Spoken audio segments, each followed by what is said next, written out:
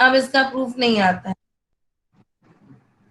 Criteria for similarity of triangle was most of the time asked in the examination also, but now आप सबने देखा है ना कि इसका प्रूफ नहीं आ रहा है ना, आ रहा है कि नहीं आ रहा है? No ma'am. No, ma'am. But application, you should know the application. Why? Because only proof will not come in the examination, but questions related to it will surely come. तो हम आपको प्रूफ नहीं बता रहे हैं, हम आपको ये बता रहे हैं कि एक्चुअली ये होता क्या है।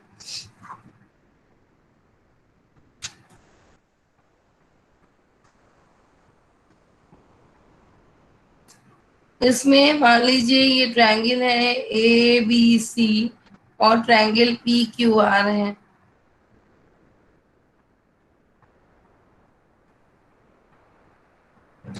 तो इसमें आपको क्या करना होता है कि आपको ये बताना है कि एक्चुअली इसका स्टेटमेंट क्या है।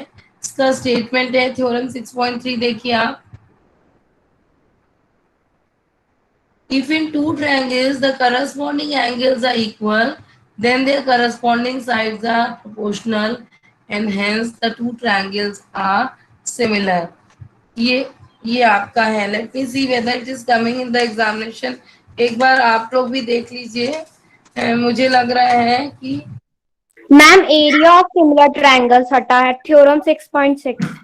हाँ ये आ रही है ना, ये आ रही है। तो तो ये जो है ये वाला रेशियो ऑफ एरियाज वाला चीज हटी हुई है। This you have to prove now. So we will do the proof of this question, ठीक है। तो टू ट्रायंगल्स हैं A B C and D E F. मान लेते हैं इसको पी, हम ले लेते हैं two triangles A B C and D E F. ये दो ट्रायंगल्स हैं, इनमें आपको जो गिवन कंडीशन है वो क्या हो जाए, क्या गिवन है? If in two triangles the corresponding angles are equal. तो करस्पॉन्डिंग एंगल इक्वल मतलब angle A equal to angle D, angle B is equal to angle E and angle C is equal to angle F. This is given to you. ठीक है, ये आपको given है और आपको ये बोला गया है कि अगर ऐसा है तो आपको क्या प्रूफ करना है? क्या प्रूफ करना है? Triangle A B C is similar to triangle D E F. ठीक है, अब ये प्रूफ करने के लिए हमें क्या करना पड़ेगा? एक छोटा सा कंस्ट्रक्शन करना पड़ेगा। कंस्ट्रक्शन में हमें ये एक लाइन खींचनी पड़ेगी डीपी। यहाँ पर एक पॉइंट पी बनाना पड़ेगा और यहाँ पर जो ये पी पॉइंट है, ये थोड़ा सा बड़ा ट्रायंगल कर लेते हैं हम ताकि ऐसा आपको फील हो। तो जो डीपी पॉइंट है, ये डीपी पॉइंट है, ये आपका ये पी पॉइंट थोड़ा सा नीचे ले लेते हैं हम। ये डीपी डीपी जो है आपके किसके बराबर हो जाता है? ए बी के बराबर। तो हम कंस्ट्रक्शन में क्या लिखेंगे? का DP is equal to A B, और इसको इस पॉइंट को क्यू मान लेते हैं। तो A C is equal to यहाँ पर कुछ डी ई एफ। तो D Q is equal to क्या हो जाएगा हमारा? क्या हो जाएगा?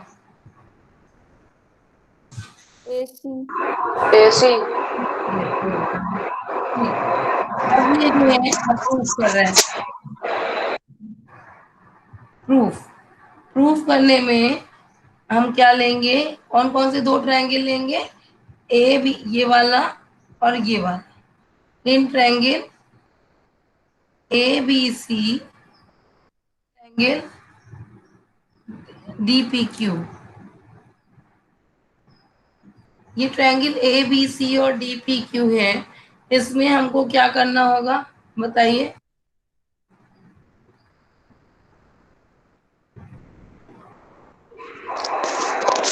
Ma'am A B equal to D P. Given आपका क्या क्या है? A B is equal to P है। Yes ma'am. दूसरा मैम मैम ट्रायंगल का AC is equals to ma'am DQ. A C equal to D Q. और तीसरी चीज हमने ये गिवन में एंगल्स भी इक्वल है ना? तो yes ma'am. Is equal to angle D. ठीक है, तो अभी हमारा ये क्या लग गया? कॉन्ग्रुएंस क्राइटेरिया लग गया। तो कॉन्ग्रुएंस क्राइटेरिया क्या हो गया? Triangle A B C is congruent to triangle D P Q. जब ये कॉन्ग्रुएंट हो गया तो इससे हमें क्या निकला कि एंगल बी बराबर, ये कौन से क्राइटेरिया से हुआ? S SAS. S A S से Right हुआ। hand side. हाँ, अब ये जब हो गया तो सीपीसीटी से हमें क्या मिल गया? एंगल बी बराबर एंगल पी, और दूसरी क्या चीज मिली? एंगल सी बराबर एंगल क्यू। इतनी चीज मिल गई सीपीसीटी से। इतना आपको समझ में आ गया? बिल्कुल ध्यान Yes, ma'am. है ना? Everything can be seen in the recording itself. तो ये है आपका इतनी बात हो गई। अब आपको तो प्रूव करना है सिमिलर ए बी सी, किससे सिमिलर प्रूव करना है? डी ई एफ के सिमिलर प्रूव करना है। तो हम यहाँ इसको थोड़ा सा रब कर रहे हैं। अब जो है ई, आपको ये जो लाइन है पी क्यू लाइन है, अगर हम इसको क्या बोल रहे हैं कि ये जो है पी क्यू एंगल पी बराबर एंगल ई, हम लिख सकते हैं? Yes ma'am. क्यों लिख Yes, सकते? ma'am. क्यों लिख सकते हैं? Ma'am, corresponding angles. मैम क्यों? क्योंकि क्योंकि angle P angle A equal का बराबर एंगल एंगल पी डी। और तो पीछे हाँ, एंगल भी एंगल पी के इक्वल आ हाँ, गया इसलिए। एंगल ए बराबर एंगल डी है और एंगल बी बराबर एंगल ई है। और अभी अभी हमने ये भी प्रूव किया है कि एंगल बी बराबर एंगल पी है। तो मान लीजिए कि जब ये एंगल बी बराबर एंगल पी है और एंगल बी बराबर एंगल पी, इसके कारण हम क्या लिख देंगे? इन दोनों के कारण, एक तो हमारा हो गया एंगल बी बराबर एंगल पी, और दूसरा हमारा हो गया, दूसरा क्या चीज हो गई? इसकी हेल्प से, इसकी और इसकी हेल्प से। समझ रहे हैं आप लोग? ये वाली और ये वाली, ये आपका गिवन था और ये आपने सीपीसीटी से लाया था। इन दोनों की हेल्प से मान लीजिए इनका नाम कुछ दे देते हैं, इक्वेशन 1 2 जो भी दे देते हैं, तो इससे हमको क्या आ गया? एंगल पी बराबर एंगल ई आ गया। तो एंगल पी अभी आपने बोला कि करस्पॉन्डिंग एंगल से, करस्पॉन्डिंग एंगल से हम कैसे बोल सकते हैं? क्या हमने पी पी क्यू को पैरेलल लाइन बोला था क्या, कि जो हमने करस्पॉन्डिंग एंगल बोल दिया?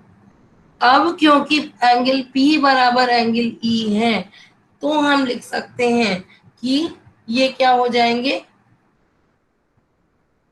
तब ये ऐसी कंडीशन कब होती है? Ma'am, when PQ parallel to EF. हाँ, तो ये लिख सकते हैं कि so P Q is parallel to E F, bracket में करस्पॉन्डिंग एंगल। अब आप ऐसे लिखेंगे।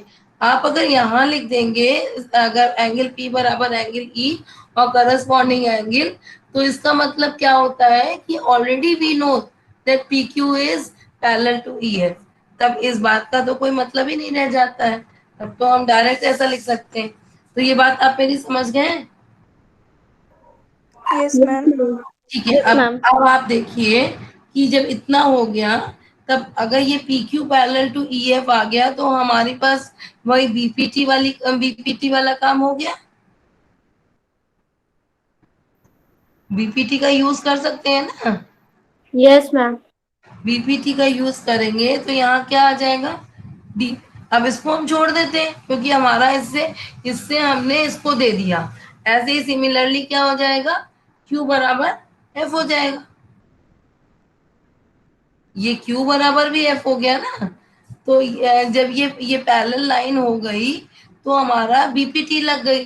अब इससे हमें एबीसी से अभी फिलहाल कोई मतलब नहीं है। हमारा क्या हो गया, DP upon DE is equal to D Q upon Q F. इतनी बात समझ में आई? Sorry, D Q upon D F, क्योंकि हम लोग बड़ा वाला ले रहे हैं ना।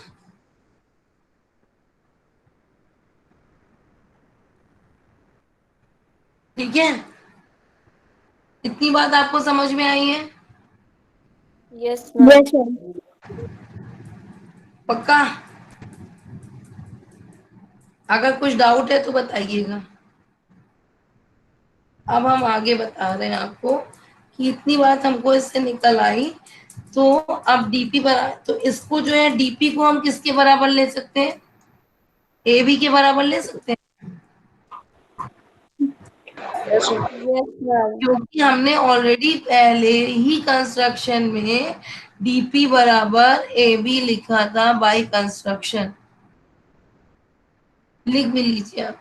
तो ये क्या हो गया, A B upon D E is equal to D Q upon,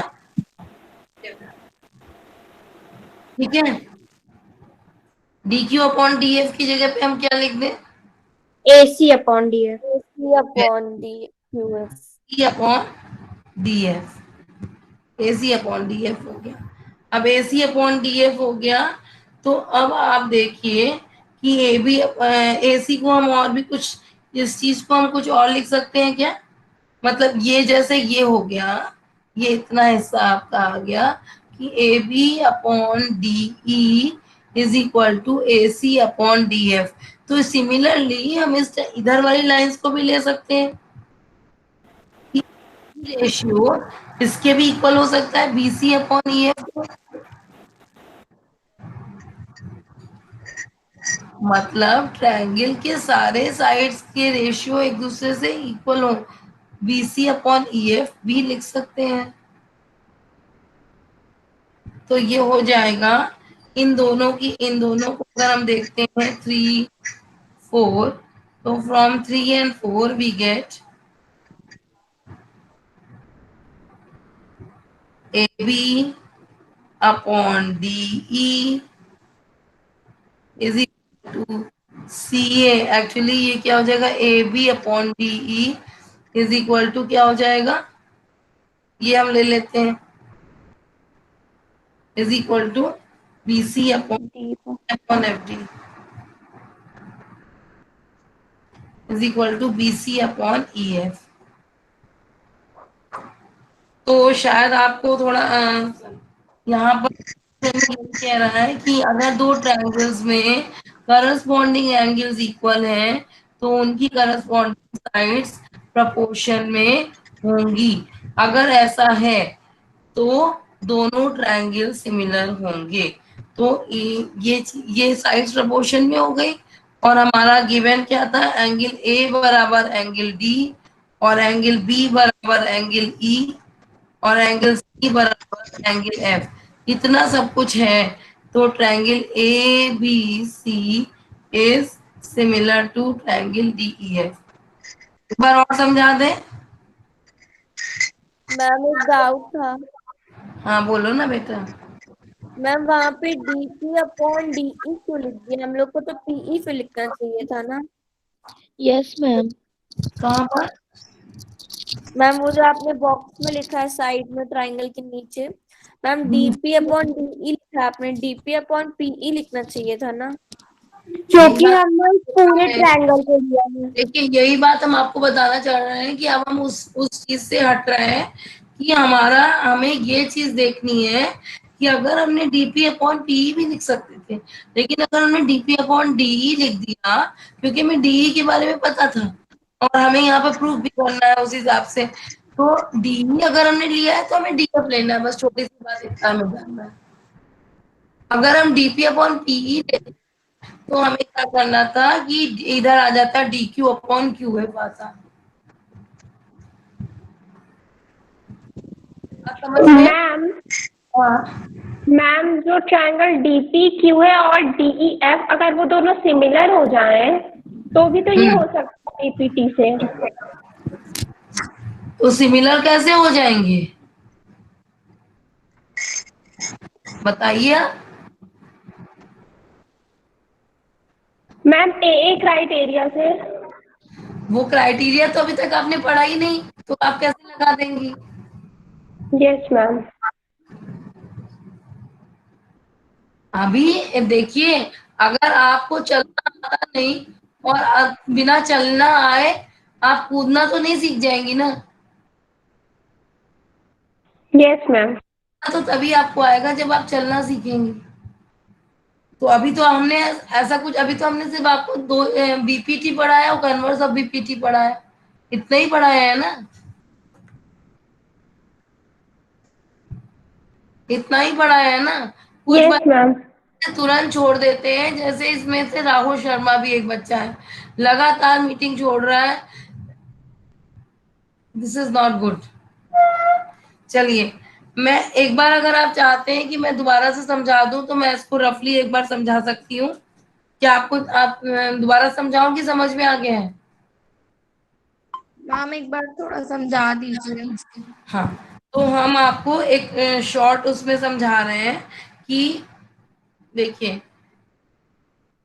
एक आपने ट्रायंगल लिया एबीसी,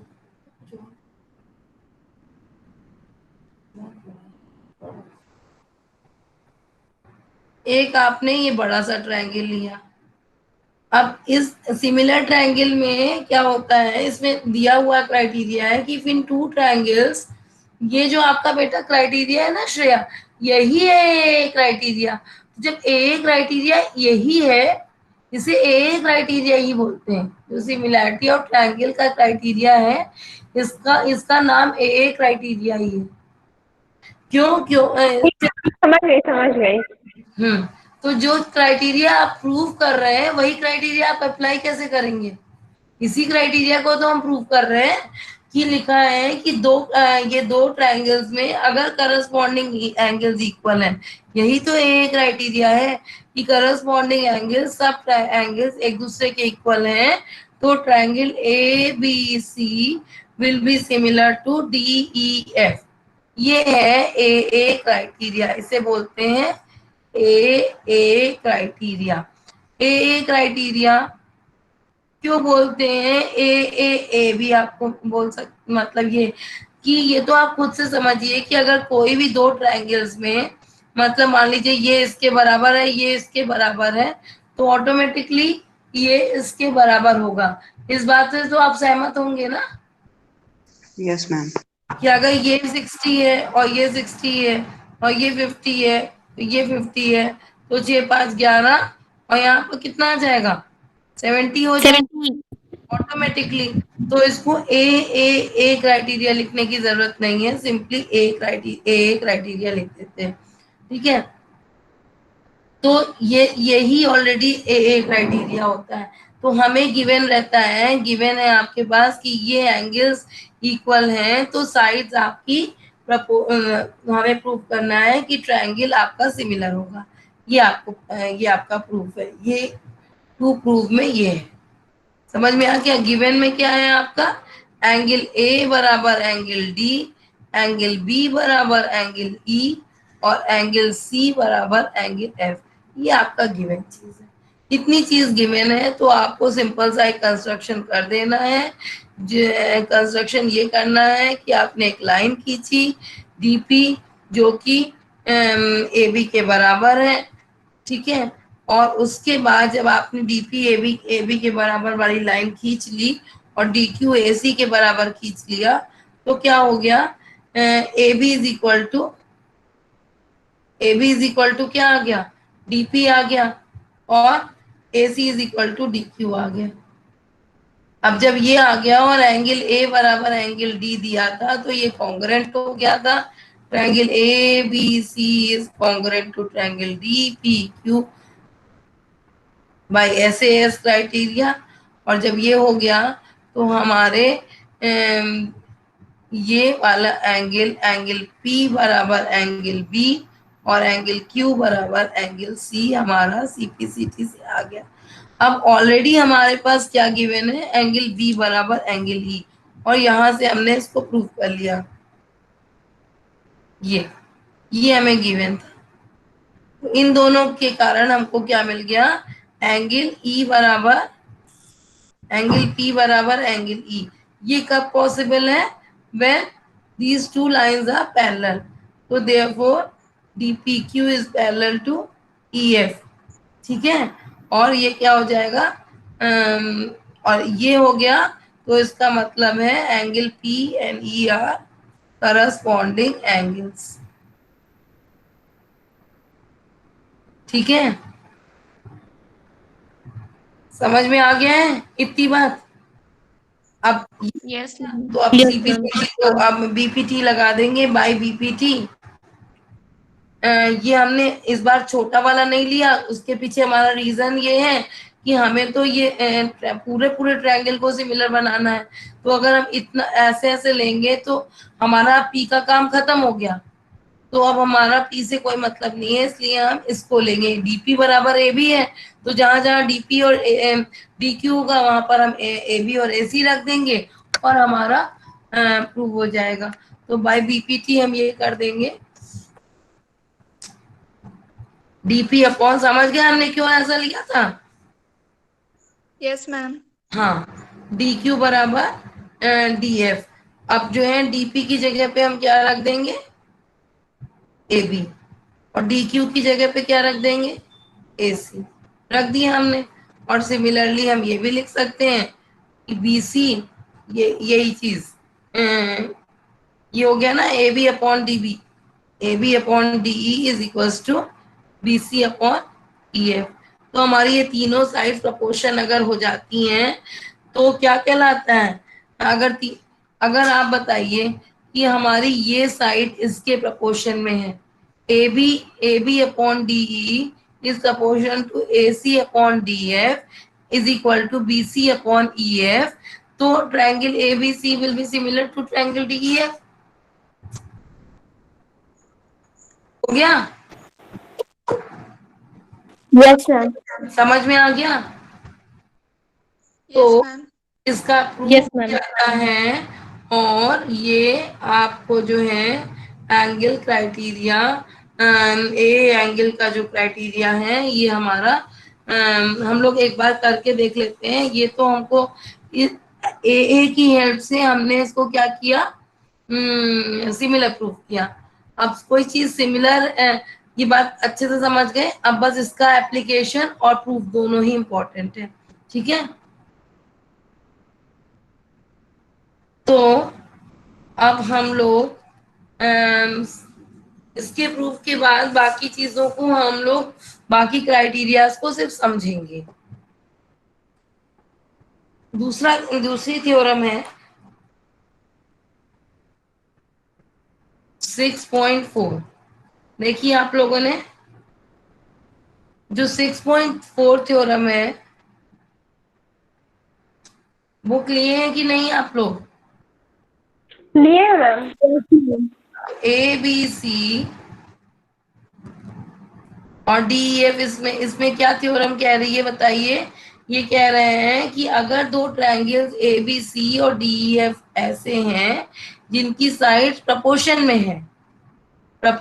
है तो ट्रायंगल सिमिलर होंगे। अभी हमने इससे पहले क्या प्रूफ किया था कि जिनके एंगल्स इक्वल हैं तो वो क्या है, उनकी साइड्स प्रोपोर्शन में होंगी और ट्रायंगल सिमिलर होंगे। तो दोनों चीजें हमने प्रूफ किया था, साइड्स को प्रोपोर्शन में भी प्रूफ किया और ट्रायंगल को सिमिलर भी प्रूफ किया।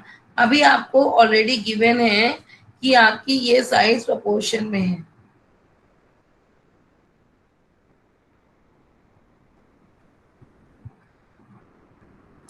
एक ए बी सी साइड है और एक डी ई एफ साइड है,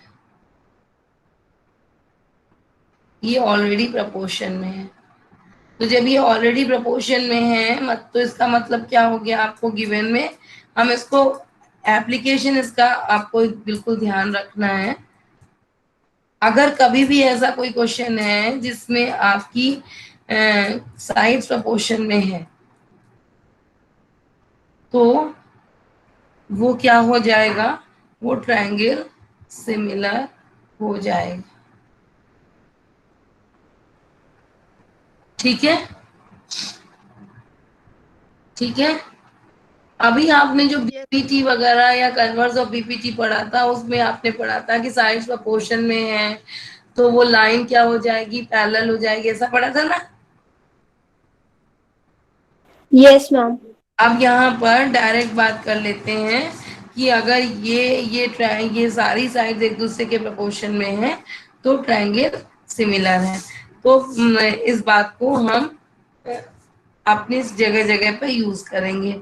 जब आप कहेंगे, एक बार जब हम लोग रिवीजन कराएंगे तो हम इसका प्रूफ भी, अगर आप कहेंगे तो हम आपको इसका प्रूफ भी बता देंगे न। तो ये हमारा थ्योरम 6.4 है, समझ गए आप। इसका एप्लीकेशन आपको हर मैक्सिमम करना पड़ेगा। ऐसे ही आता है थ्योरम 6.5। ये कहता है कि अगर if one angle of a triangle is equal to one angle of the other triangle and the sides including these angles are proportion, मतलब ये देखिए यहाँ पर ट्रायंगल ए बी सी है और ये ट्रायंगल डी ई एफ है।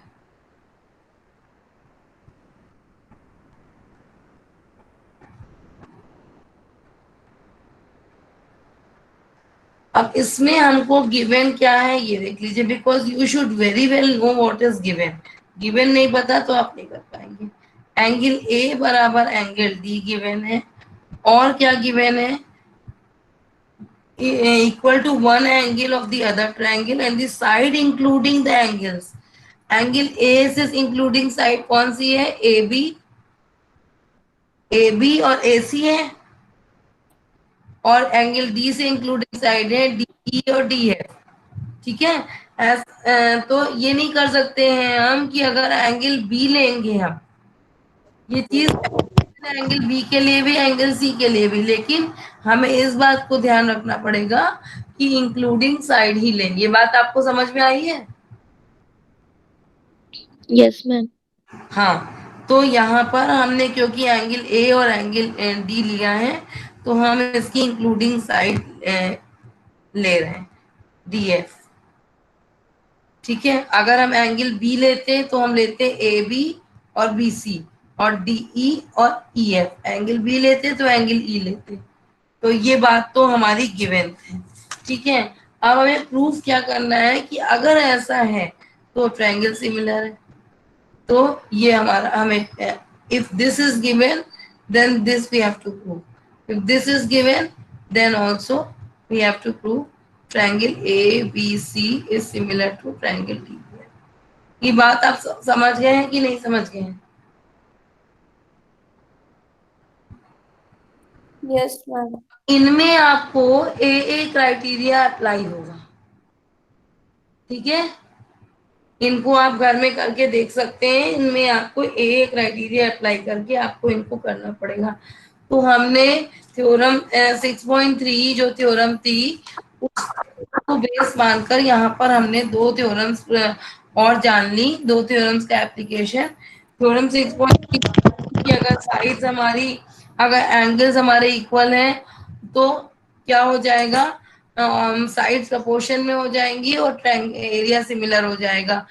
लेकिन अभी हमने देखा ये वाली थ्योरम में कि अगर साइड्स प्रोपोर्शन में है तो ये हम ए क्राइटेरिया से कर सकते हैं, ये भी हम ए क्राइटेरिया से कर, ये वाला हमारा एसएसएस क्राइटेरिया से। जब आप करेंगे, आप घर में सॉल्व करिएगा और आपको नहीं समझ में आएगा तो पूछिएगा। ये एसएस क्राइटेरिया से हो जाएगा हमारा, और ये वाला हमारा एसएएस क्राइटेरिया से हो जाएगा। ठीक है।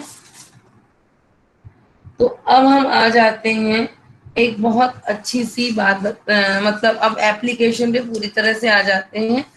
तो रब कर रहे हैं इसको हम। अब आप ध्यान से देखिएगा, एक चीज बता रहे हैं, हो सकता है आपको किसी क्वेश्चन में अप्लाई करें आप इसको। ये ट्रायंगल ए बी सी है और ट्रायंगल डी ई एफ है। ठीक है। अब मान लीजिए अगर ये दिया है कि ये triangle A B C is similar to triangle D E F, तब आपको ये बात पता है, A B upon D E is equal to B C upon E F is equal to A C upon D F. अभी अभी आपने इसको प्रूव किया है, समझा है ना? इतनी बात समझ गए? अगर ऐसा है, इतनी बात तो आपको पता है, इसकी हेल्प से हम एक छोटा सा वो निकालते हैं कि कभी कभी हम लोग यूज कर सकते हैं इसको रेशियो प्रोपोर्शन की तरीके से, कि हम इनको सबको न्यूमरेटर्स को ऐड कर दें और डिनोमिनेटर्स को ऐड कर दें। कभी कभी ऐसा क्वेश्चन अभी आपको मिलेगा, तब हम आपको बताएंगे कि हमने ये क्यों बताया था। देखिए, ये तो आपको पता है कि अगर कोई A B plus B C plus A C होता है तो ये क्या कहलाता है? पेरीमीटर कहलाता है कि नहीं कहलाता है? Yes ma'am. तो अभी आपको पेरीमीटर वाले क्वेश्चंस मिलेंगे, तो उनमें आप इसको अप्लाई कर सकते हैं। Is equal to perimeter of triangle A B C upon perimeter of triangle D E F. बात समझ गए? तो ये जो है ये चीज आपकी पेरीमीटर हो गई, ये हो गई ना पेरीमीटर। तो अब हम इसको लिख लेते हैं ऐसे कि perimeter of triangle A B C upon perimeter of triangle D E F is equal to क्या हो जाएगा?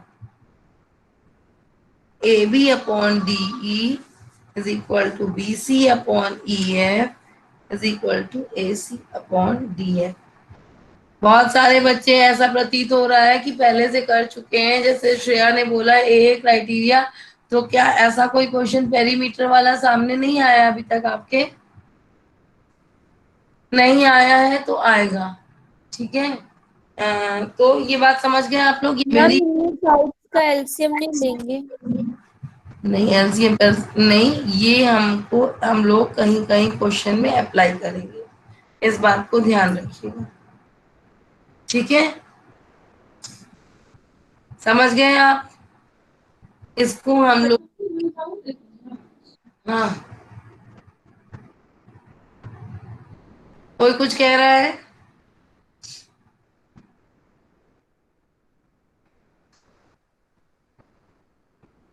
अभी मैं रब करूं, मैं नेक्स्ट क्वेश्चन बताने जा रही हूँ।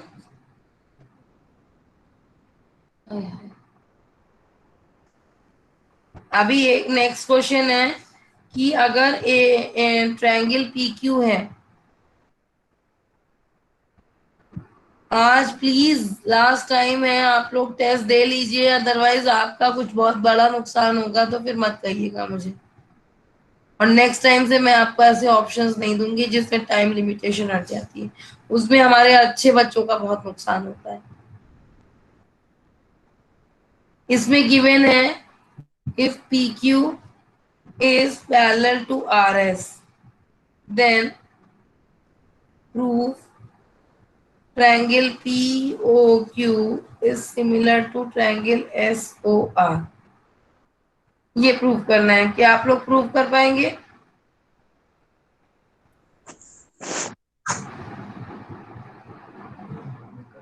Angle yes ma'am. Angle P किसके इक्वल हो गया? एंगल S के। Angle S. और ये एंगल Q किसके इक्वल हो गया? एंगल कितना ही हो गया ना, क्राइटेरिया हमारा लग गया।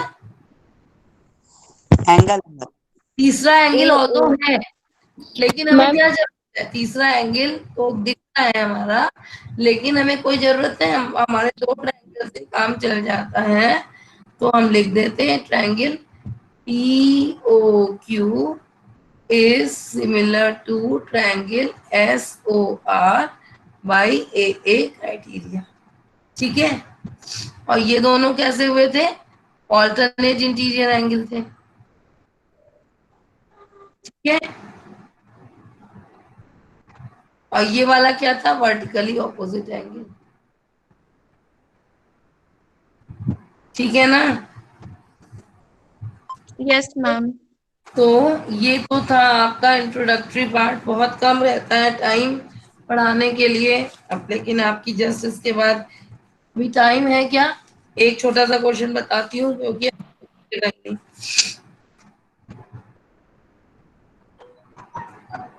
क्वेश्चन है, हम लोग इसको कल, इतनी बात आप समझ गए?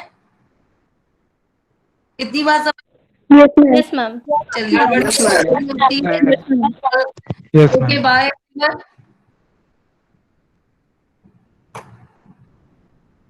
Thank you ma'am.